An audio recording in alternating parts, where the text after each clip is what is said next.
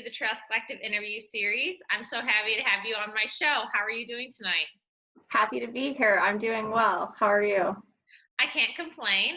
You're coming to us from Massachusetts, right? Yep. Yeah, I live in Cambridge. I've read a couple articles about you on the Massachusetts Ultra website, or you've been mentioned a couple times. So tell me a little bit about Massachusetts Ultra. Is that like a trail running company? Massachusetts Ultra? Yeah. I actually don't know what you're talking about. So it's a website, and they have like a bunch of different, like, you're on there, so you gotta check it out. There's a local club called like Trail Animals Running Club. So I wonder if maybe it's affiliated with that, and they kind of like hold races at the various reservations located around Massachusetts. Okay, or maybe it's kind of like what we're doing here for the Trails Collective. Maybe it's like a little bit of like a news source. I'll have to look. I'm interested now. Yeah. Well, anyway, so if they are associated with I think I always called it TARC, but Park, yeah.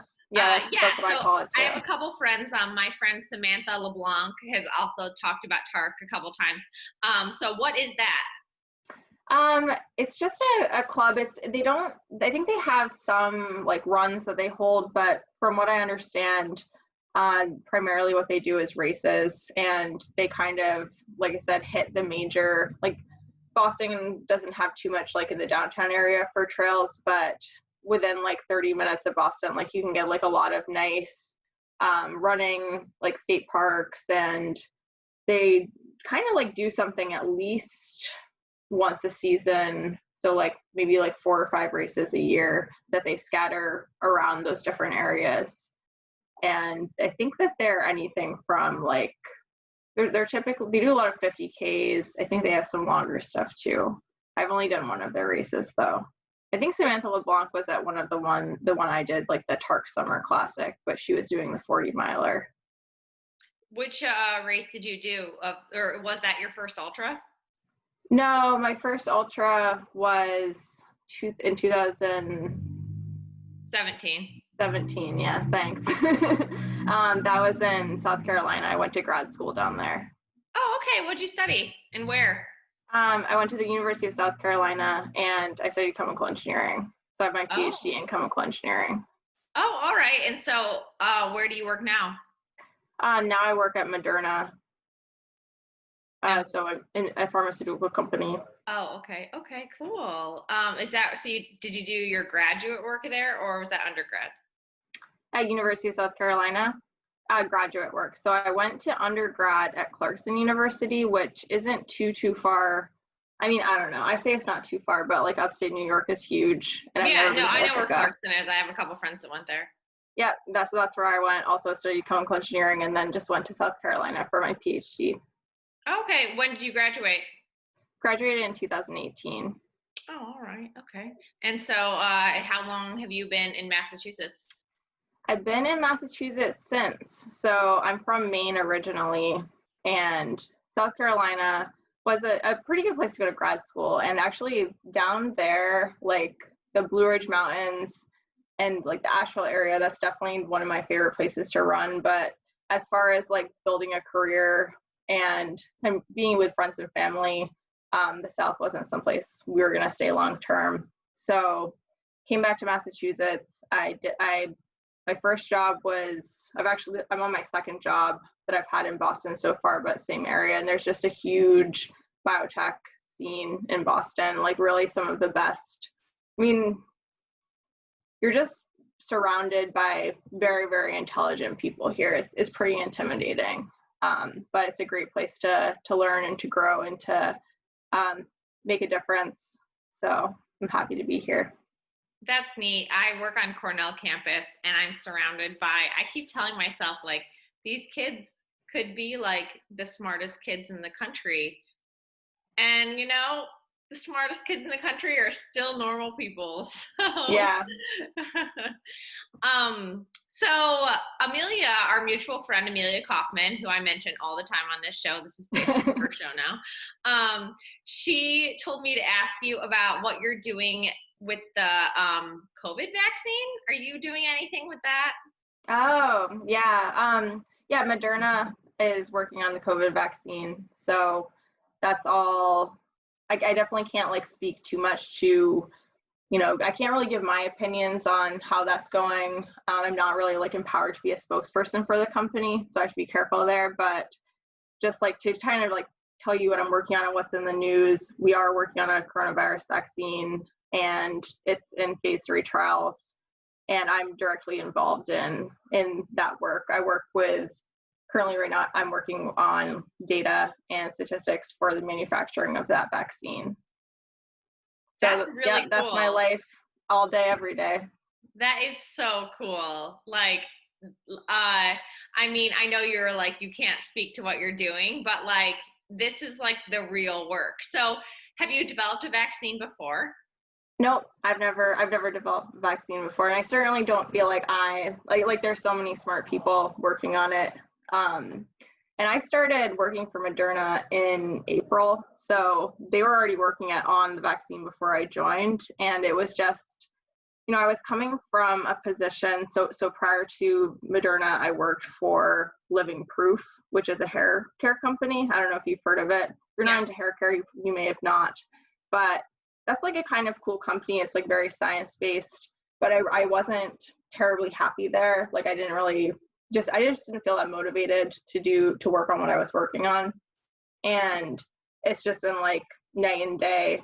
And I feel very, very lucky to be able to just feel like I'm making a difference in such a crazy time.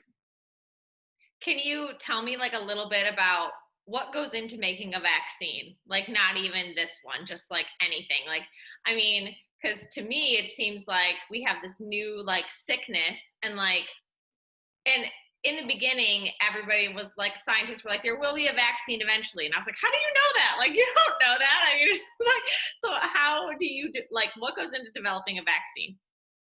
Yeah. Well, when there's a will, there's a way. with vaccines, I'm certainly not an expert. I'm learning a lot, but there are a lot of different kinds that are used. I think like the main classes you'll hear about are like just like a protein vaccine. There's nucleic acid vaccines, which are like vaccines that will deliver like RNA or DNA to the cells. There are viral vector vaccines that will use like an inactivated virus of a different kind, like an adenovirus, to deliver genetic material.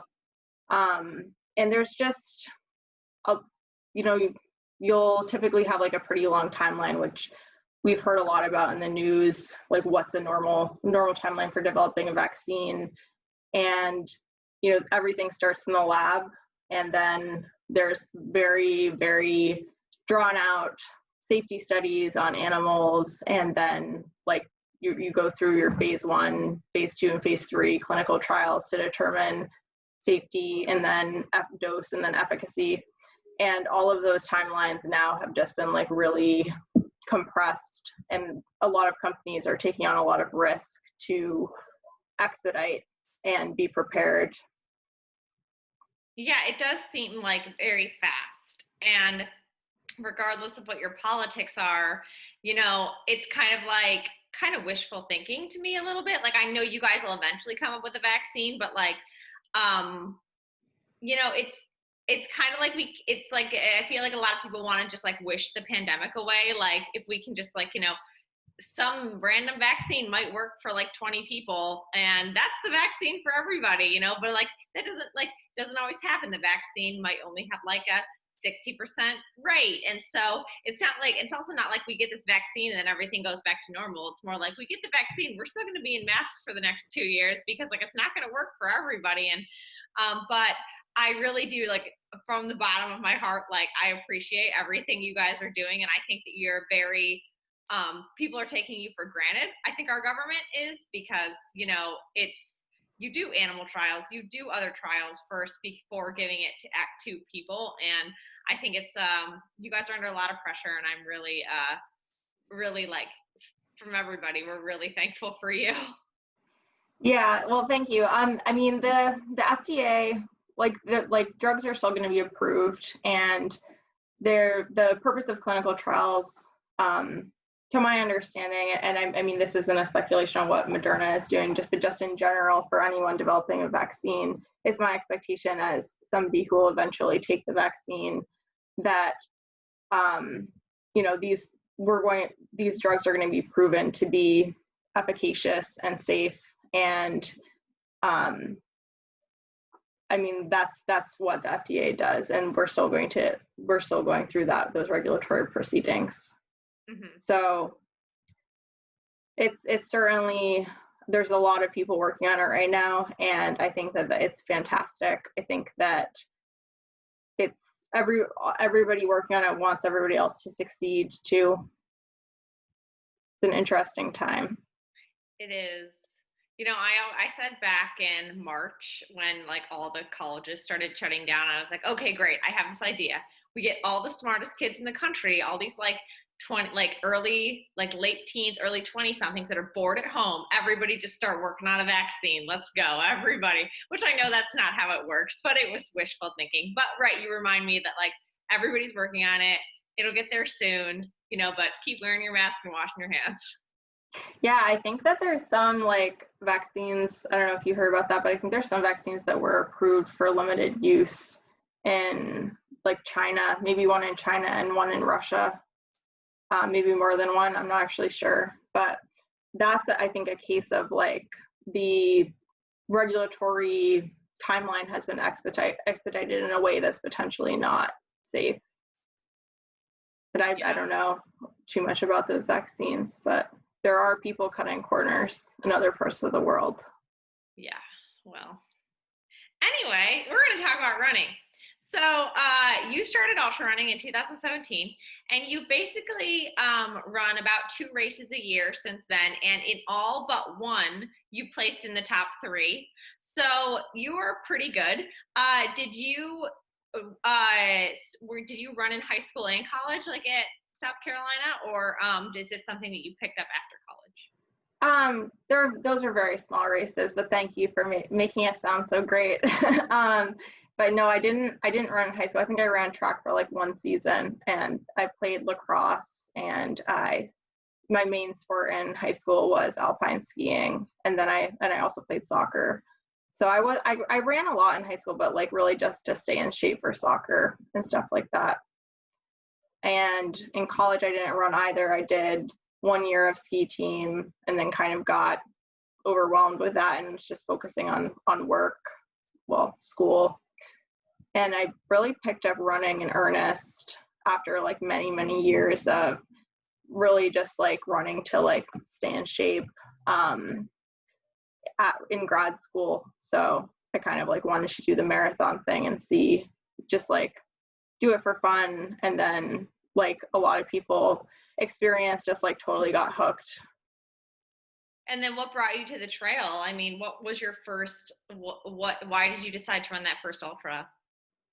That's a good question. I think I just like thought it would be fun, and kind of like when there's a challenge that's like, I thought like, is that going to be harder than a marathon? Like, what is it going to be like to run on trails? And my interest was piqued, and I did a lot of trail running anyway, so it seemed like a natural progression. And I really love trail running, and the ultra community is just like such a fun part of running. And I've made so many great friends. Not to say that you can't make great friends road running, but trail running and the ultra community are definitely really special. It's just a different kind of relationship, I think. It is. Like, I think people at ultra races, they're like down to have fun and like stuff like that. Whereas like sort of in road races, at least where you would probably be and where I am, it's like, we're going to race, and then afterwards maybe like hang out. Like during the race, there isn't any hanging out. How many marathons did you do before your first ultra? I just did 2. So I ran one really, really shitty road marathon. That was just awful. Like, again, like a lot of people's experience. Like, I think I had run like 30 miles a week. Like my peak week was like 30 miles or something. And I did like a long, like one 20-mile run like on the treadmill at Christmas time. That was like the training for the race, which is actually pretty good. Like to do, I did a 20-miler, but that finished like over 4 hours. It was like 4:10 or something, and like the last 6 miles were like I was like walking. Isn't it the hardest 6 miles of your life? Yeah. I remember my first marathon. I was like, I don't know, my feet, like, oh my God. Yeah, I remember just like gagging, like I just couldn't stop like gagging up like spit and stuff. And yeah, it just was awful. And then like I was like, well, that's gotta obviously people are figuring out how to do this and not have such a bad time. So, ran more and got a lot easier. Yeah. How was your second one? That was good. That was like an uphill road marathon. That was called Grandfather Mountain Marathon in Boone, North Carolina. It's a really fun race, but it's like 3,500 or 4,000 feet of gain, and it's just like uphill the entire way. So that was pretty chill. I kind of just like ran that with some friends, but was still quite a bit faster than my first marathon. It improved a bit by then. Mm-hmm. And then I ran my first ultra pretty soon after that. And I think that distance, like the 50K distance really clicks for me. I'd say that's probably my strongest distance so far from what I've experienced. And then I ran another road marathon after that. That was like I ran a lot of races close together then. And then I spent a lot of time kind of injured, which sucked. So, what makes you say the 50K is your best distance? Have you run anything longer than that? Oh wait, yeah, you ran JFK. Because I want to talk about that later. So why do you think the 50K is your best distance? I just think that I can kind of like grind for that long. Like I think that I'm good at running kind of faster in an ultra, and I think I can push it further than 50K, but I think 50K is like a good standard distance to do that on. Mm-hmm. Yeah, like I don't know. Maybe it's just because like people who go to a 50K and it's an ultra and it's like a trail ultra and it's kind of slow, but actually you can run a 50K pretty fast because it's not really much longer than a marathon. So it's fun to feel like it's sort of 50K is a distance where it's like sort of fun to like play with that fire a little bit. Mm-hmm. Yeah, it's starting to feel shorter. Like it feels pretty short, yeah. And which is strange because like I don't have that much experience going that much longer, but like the last 2 50Ks that I did, I agree. I was able to just like sort of grind. Like, I mean, it was probably like maybe like a minute slower than my marathon pace, but I mean, I felt like I was just like chilling, like, but still going. Like, you're in that like flow state where you're not jogging, but you're not like at threshold. You're like below there, and it feels good. Yeah, I like 50K. I think it's good. It's. I can't really like. I also find that I can be engaged for that long, like mentally. I think I can't engage a whole 50 miler, like especially JFK. Like we'll talk about the last 25 miles. I definitely was not I was not racing, like in the racing mode. I was in the survive mode. Whereas like a 50K, it's still short enough where I can like engage the whole time. Yeah, exactly. And like you said, you can kind of like flow the whole time. You don't have to like with anything much longer than that, like you have to spend a fair amount of time like running, like maybe like way slower than feels comfortable just so you don't die. Yeah, I don't like that. Do you like that? No, not really, which is why I haven't run anything super long yet, but I definitely want to try. What's the longest thing you've run? 50 miles. And that I was like, this is too long. Was JFK your first 50 miler? No, it's my most recent one. But my first 50 miler was actually the North Face Endurance Challenge San Francisco in 2016. Oh, nice. Yeah. Which I'm glad I ran that before they stopped it. It's very pretty, but I have a feeling something will replace it. Like, honestly, it's so beautiful out there if it doesn't burn down.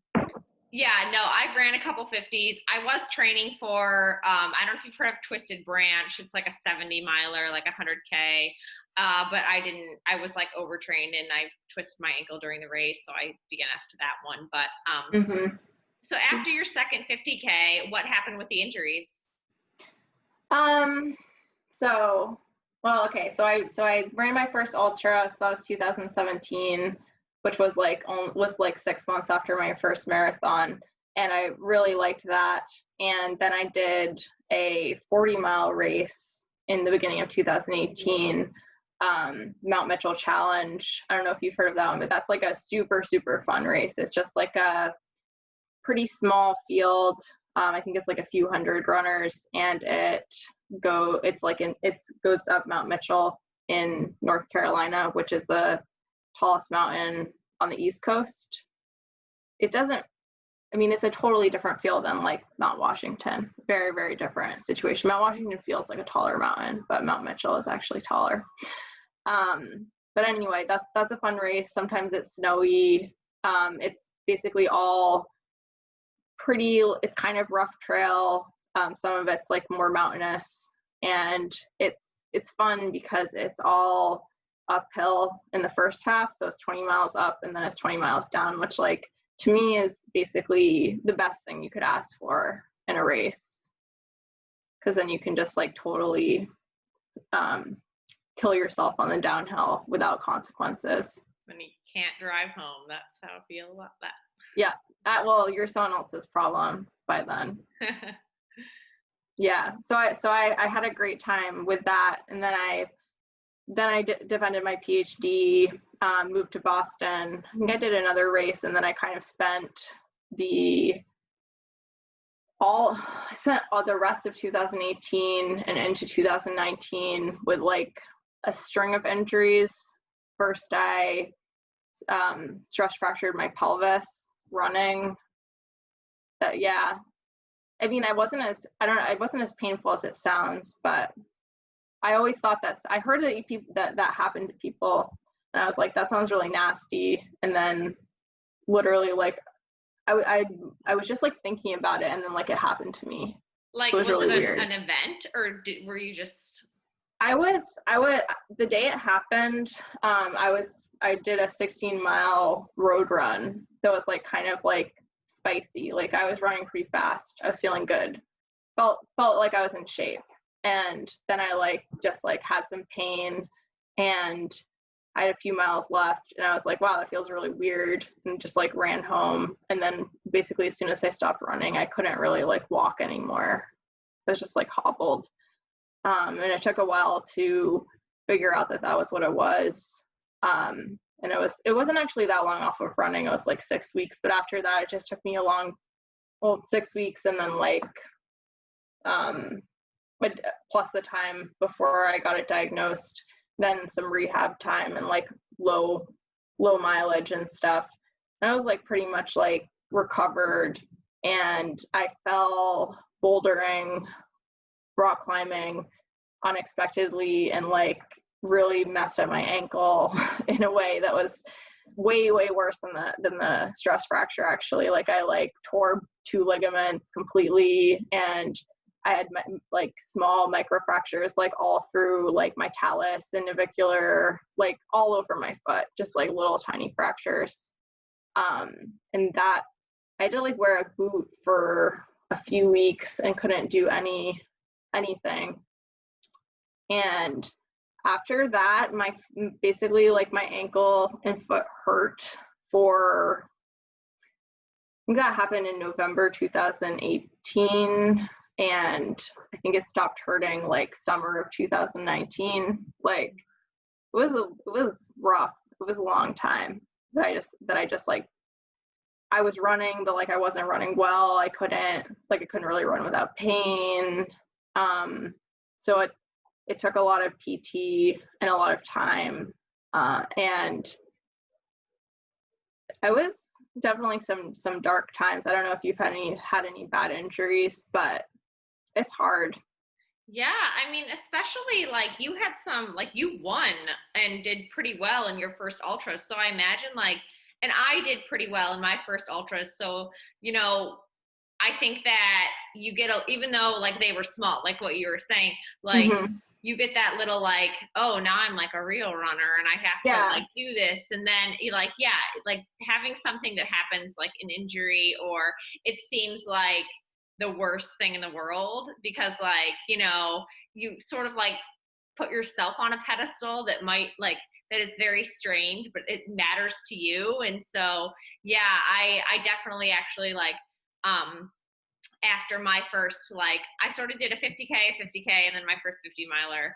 And then I did okay, like well. And so like, then I was like, I'm an ultra runner now with a capital U. And like, and then I moved to Syracuse, like I like, I don't know, not like 2 hours away. Mm-hmm. And then I just started training like how I thought ultra runners should train. Like I didn't have a coach, but I read a lot. And I spent a lot of time like not feeling great. Like I wasn't really like injured, but I just not feeling good, you know? Like it was strange and it kind of sucked. And yeah, I didn't have a very good beginning of 2017. I ended up like finally just like, I need to take a month off of this, both like met for my mental health, and just my body just feels like not broken, but kind of just like banged up to the point where like I could break it at any point. Yeah, yeah, I definitely know what you mean. And it's hard, like we just always have to be reconsidering and listening to our bodies, I guess, because what I've learned in my time in this sport is like what worked for me even like a year ago doesn't necessarily work for me right now. I think a hard thing too is like, I'm a woman, not a small man. So what a Mm-hmm. man might be able to do doesn't mean that that's what I should do. And just because I can do it, and maybe I can handle like, I don't know, 100 miles a week, doesn't mean that I should. Or that like, I have a theory that like there might be a threshold, like, you know, I will run to my potential at like X number of miles a week. And like, I could run more and I maybe might not get worse, but I probably won't get better. Like it doesn't matter. Like it's sort of just like junk mileage at that point. And I Yeah, think that's something that I've really had to come to terms with. yeah, I definitely agree. I've struggled to calibrating my sense of like more is more and when it stops being more, but I totally agree with you. I think that there's diminishing returns at some point and there's exponentially increasing risk. And I think like as people who want to challenge ourselves and get better and feel like we're doing everything we can do, the inclination is to be higher on that curve than is optimum, with our best interests in mind. It's just like that's what the mind wants, Yeah. but Or the mind, not like, really what the body even needs. if my body and mind like no, like that doesn't even sound fun. Like, you know, even when I'm like, no, I don't think I want to spend 8 hours on the mountain today. Like, but then, you know, it's kind of like, should I feel that way? Do I like what? Yeah, it's a very interesting thing. And then now with like social media connecting us all, somebody's doing something crazy every day. And so I you're know. never at a loss for somebody doing something that can put you into like a negative thought spiral. But in Yeah, the same vein, everybody also is very good at like building each other up, which I think is why like when somebody does something, you hear about it because everybody's excited for them. yeah, and like you said, so many people are doing crazy stuff and we're so connected that at some point it's like, I don't know, I feel like I've become a little desensitized. Maybe it's even helped me. Like I have a little bit less FOMO because how could I possibly keep up and match with all of the amazing things that everyone does? Yeah, I think also in growing into my running self, I've realized that like I don't have to want to do those things either. Yes, And exactly. also I think you will, if you don't already like think about this, you probably will. Like just because you could like go to a 50K and win doesn't mean you want to or you should. Like Yes, that's a big thing. exactly. It's like people are like, oh, you could like be a great 50 miler or something. You could be like a great this kind of runner. And I'm like, yeah, but I don't want to do that. And that's like the point. I'm not a professional, so that's the point. I need to want to do it first. Exactly. Exactly. I totally agree. How did you finally get out of the injury cycle? Just really just time and patience. It took a while. I had some other like small like I guess compensation injuries that kind of sprung up as I got back into running too. So it was hard, and I started working with a coach last summer, and really I was still dealing with some residual issues at that time. Yeah, like summer 2019. So I think you interviewed her, Sarah Kais. So Yeah, she's yeah, my I've coach. interviewed her Yeah, she's twice. awesome. She's wonderful. Speaking of people doing crazy things. And speaking of people blowing up when they try them, like she has had a lot of success this summer, but she also has taken it down. So, she puts her money where her mouth is. Yeah, absolutely. Um, so you eventually though did run JFK in 2019 and you did very well. You got ninth. How did the build up to that race go? Like coming back from basically nothing? That went well. Yeah, that was really like after that cycle of injuries, that was my first like what felt like a successful buildup and getting back to high mileage in a place where I was like really building fitness and not getting injured. And I've been able to maintain that to some extent. I did have an issue this past spring that kind of like was going on when quarantine started that I was dealing with, which was like some really weird like nerve pain in my hip that's taken a bit to clear up. But I've been doing a lot better. JFK buildup was good. And that race, although it was so monotonous for those 25 miles, it was also fun. I mean, it was so the fast 50 mile. I mean, you did amazing. You went sub 7, right? Yeah, I had a very interesting day out there. Yeah. Well, I thought that it was terrible and also fun. I mean, I think that like there's definitely appeal. I kind of see myself on like two extremes when it comes to ultras, and one is like very fast runnable ultras like JFK, and then the other is actual mountain running. And I don't really like have that much interest in the in between. So JFK was fun, but I don't know if I'd go back. I definitely suffered. So what do you like about the mountain running? I just like the fact that it's so different than road running. It's uses a totally different skill set. I mean, you need to be fit to be a good mountain runner, but you also need to think quickly. You need to be confident, and the conditions can be like so much more variable. And I just think it's fun. Like when I'm mountain running, I just have fun in a way that's really unique from normal running. Is it kind of like you release yourself from any sort of like time or needing to go fast? Oh yeah, for sure. Have you had like when you were running on the road, were you kind of like somebody that was really focused on like the time? Well, it's just like more stressful. I like the race. I definitely like the experience of racing where it's more about the competition and the terrain and the technicality than just like how well did I prepare my body with workouts leading into this to be able to run like a flat pace. I mean, I like that kind of racing as well, but I think that it's harder to detach your ego from it than mountain racing. Yeah, something I've learned in the past 2 years that I've been doing mostly road running is like the professionals really are good at like taking their ego out of a pace or something like that because they are like racing. They're not like they know they're not going to get a PR every time they run a marathon. Yeah, Because they just like accept they're it. so fast that like it's not possible.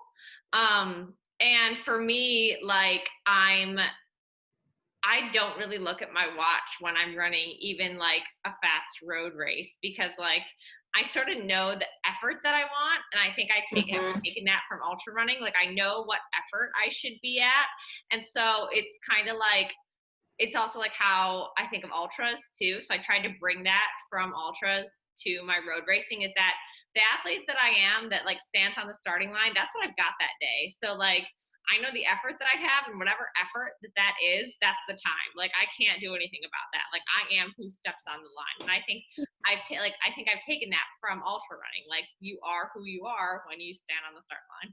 Yeah, that, I mean, that's a great extrapolation. Like you're able to see yourself and what you're working with that day as just like part of the conditions. Like basically the reasons why I'm saying that that the mountain running could be more appealing. I could definitely work on that. But I mean, I think that mountain running is super fun apart from that, just because it's a different challenge. It's a whole different set of muscles. I mean, it's like hiking too, and climbing sometimes, and like yeah, it definitely does take your brain, whereas I kind of like it that I don't need to use energy in the brain. I can just run straight and use the energy. I love, my favorite thing is like doing a hard mountain run and then running on roads the next day, because you're just like, it just feels amazing. You're like, oh my God, like I don't even have to think. Like I can just, like I barely even have to pick up my feet. I'm Hmm. not gonna trip on anything. That's how I feel on the 2 runs a week that I do on trails, because I'm like, oh, my feet are it feels so soft. Like I don't need to, because I'm not running on anything technical. So I'm just like, oh, my feet don't even need to work. Like, or my legs barely even need to work. I'm just dancing. Exactly. I think the key here is contrast. We need both. Yeah, yeah. So tell me a little bit about Catstail. That's your most recent race. Um, I have to ask, like, I haven't raced since the trials. So like I haven't raced basically, and I probably won't in 2020 just because personal reasons. So you're like on the ground, like fighting this virus, like with science. And so like how is it for you, like when you see like going to a race, like how do you feel comfortable, do you feel like people, and do you feel like the conditions are appropriate? Like I think people want to know, and I also am curious for myself, like somebody that you're working to develop something to fight, like what we're this invisible thing that we're all fighting, and like how is racing? Yeah, for me, the experience of racing at Cattail was good and felt safe. I was definitely worried about that going in. I guess my recommendations to anyone considering racing, doing an in-person race, would definitely be to just consider what policies are being put forth and what changes are being put forth by the race director carefully. And it takes a lot of, as I think we all have realized throughout this, like it takes a lot of personal management of logistics to for yourself to like make sure that you're going to feel good in whatever you're trying to do. So for Catstail, the field side was lower. I kind of knew like going into it that I probably wasn't going to be super concerned about the running part, just because I'm already dealing with running. Like I run very early in the morning. I always do anyway, and I've just continued it, even though I'm working from home to kind of try to avoid people around here. But it's pretty busy running in Boston. So for like 100-person race over a marathon distance in the mountains, I figured that it wasn't going to really be more crowded than what I'm already dealing with in Boston. And it wasn't. I mean, I was alone on the trail for a large portion of the race. But yeah, I guess that, so your question is, what was my comfort level with it? How did I feel about it? Sorry. Oh, I thought you were asking. Yeah, like so you felt like everything was like up to code, and you didn't feel you like obviously. I mean, you ran pretty well. You got second. Did you have to run with a mask the whole time? Is that like the deal? No, yeah. So there wasn't. So you didn't have to run with a mask the whole time. There were masks required at the start and the finish, and recommended to use while passing, which I think most people did. And if you saw other people on the trail, the aid stations, I was a little bit worried about as well. But they did say they would be contactless. So basically they had just like a couple people and you wore your mask at the aid stations, and then they just like would refill your bottles or whatever. And I think that there was like a little bit of food that was like pre-portioned. I didn't want to deal with any of that, so I just carried what I needed for food, and I just did like the contactless fluids. Do you see races going on like this in the future? Do you think that's how it's going to be for a little while? I think that racing will probably just be like very, very minimal for a while, because even this was like half the field size, and I think that sort of approach is amenable for a trail race like Catstail, but like for the bread and butter of like what racing is for most people, there's not really like a small field size or like contactless aid station like approach that is even feasible like for like a world major marathon, or even like just like a sizable road marathon anywhere in the Northeast or around the country. So I think like really the answer to your question is I think maybe for some trail races, but that are already like small field size, but probably not for most people, most races. How do you see this vaccine playing out? Like, let's say like we get the vaccine, it's distributed. Do you think then it's like, okay, free pass, now we're fine? Like, how do you think it's going to go? Certainly not. Just like it will come out and it will all be fine. I think that probably there will be a time period where its distribution is limited. I mean, it will take a while to get herd immunity whenever the vaccine comes out, whoever's distributing it. And even then, like, we still don't have that kind of key data. And when I say we, I mean just in general, like I haven't seen any data published that from clinical trials from any companies working on the vaccine that like really give us a super, super clear picture of what the efficacy will be and what the durability will be. I mean, those kinds of metrics take time, and that will be those will be the important deciding factors in how protective we think a vaccine is in the population. Okay. So I think that it will definitely help.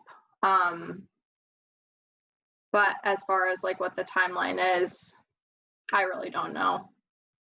There's a lot that's still up in the air. I mean, I like the optimism that I hear from you. Like, I think, it's coming. It's just, people want to, especially with like the holidays and stuff, we're worried about that, like travel and all this stuff.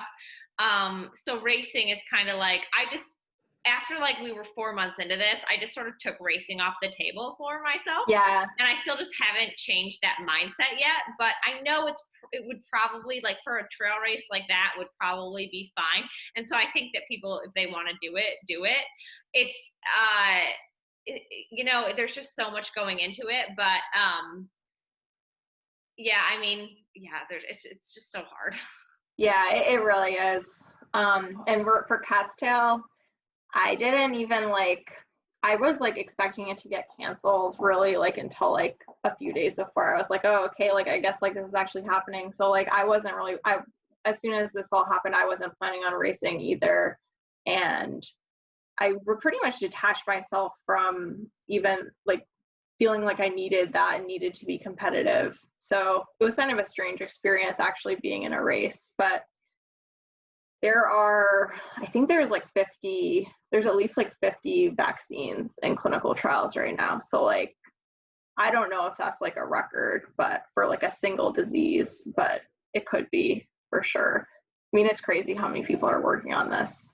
Yeah. So let's say like you are invited to a race and everybody there has gotten the vaccine.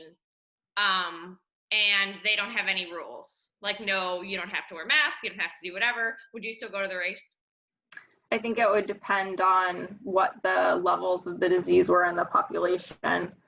I would need some information on how effective that vaccine was at lowering rates in the population. I mean, if basically everyone was vaccinated and we saw that like there wasn't a high incidence in the communities anymore, I would probably feel pretty comfortable. Personally, I don't really feel like, I know a lot of people have gotten to a point where they feel like things will never go back to normal. I definitely don't feel like that. I feel like they will go back to normal. People will be touching each other with like too much touching, but yeah, people are going to want more personal space again. Everything will go back to normal. That's I'm going to have to worry about if there's food in my teeth after I get done eating because I have to put the mask back on. Yeah, so, there are some advantages to wearing a mask for sure. There are. Like nobody can see like the face that I'm making at them when they ask for something outrageous. Yeah, or like if you're in a situation where you feel, I don't know if you have this, but like sometimes you can be in those situations where you're like, what am I doing with my mouth? Like it's awkward. Like how do I hold my mouth in this conversation? Yeah, or all the time. You don't have to do that. You can just hold it however you want and not worry about it. Yeah, it's great. So to close out the interview, thank you for spending this time with me. I've learned a lot and this is going to be great. I should just put this out tomorrow. We're going to play a game called Ideal Aid Station. So are you ready to play? Mm-hmm. Okay. So you're coming into, mile 35 of JFK. I just want to die. And this is like the perfect aid station of what would be there for you. So favorite sweet snack? I like Sour Patch Kids Big Heads. Highly recommend. Oh, the Big Heads. Okay. Yeah. Sounds good. Favorite salty snack? Definitely chips, especially at that stage in the race. You want to know what I did at JFK? What? They had broth. And at the first aid station it had noodles in the broth. That was great. I just like slurped that right down. The next was just broth. And I was like, I want something in this. So I crunched up the chips, put it in the broth, and then slurped it down. It was that sounds really good, actually. Yeah, I'll have to try that. Especially because it's cold, so like the warm. Oh, it's great. Wow. Sounds amazing. Yeah, just have it right now. Favorite hot food? Like at an aid station? Yeah. Oh, probably broth. I had ramen noodles at an aid station once too, and I liked that. Yeah, it's comforting. Favorite sports drink? Lately, I've been doing Sword, and I really like Sword. I've actually heard of that. A lot of people in Connecticut like that too. Like it's I don't know why it's weird. I don't know why it's so good. It just is. You should try Apple Sword. It's just like definitely the best sports drink I've had. It's very delicious. Non-sports drink. Non-sports drink? Yeah. Like at an aid station? Yeah. Coca-Cola. Yeah, Flat definitely Coca-Cola. Flat or bubbly? Bubbly. Okay, I have to do the flat, but mine's Mountain Dew. Ew. Yeah, nothing like a Dew at mile 40. Interesting. I didn't even know they gave that to people. Yeah, well, I thought it was Gatorade and it was Mountain Dew, and I was like, this is so much better. Favorite item of gear that you would like at your aid station? Of gear? Yeah, if you like to change it to something, or if you just needed it. Definitely like fresh socks can be good. Yeah. I haven't changed my socks in a race, but I have on other like extended runs this summer, and it's really quite nice. Yeah, it's like give new life into the feet. Exactly. All right, final question.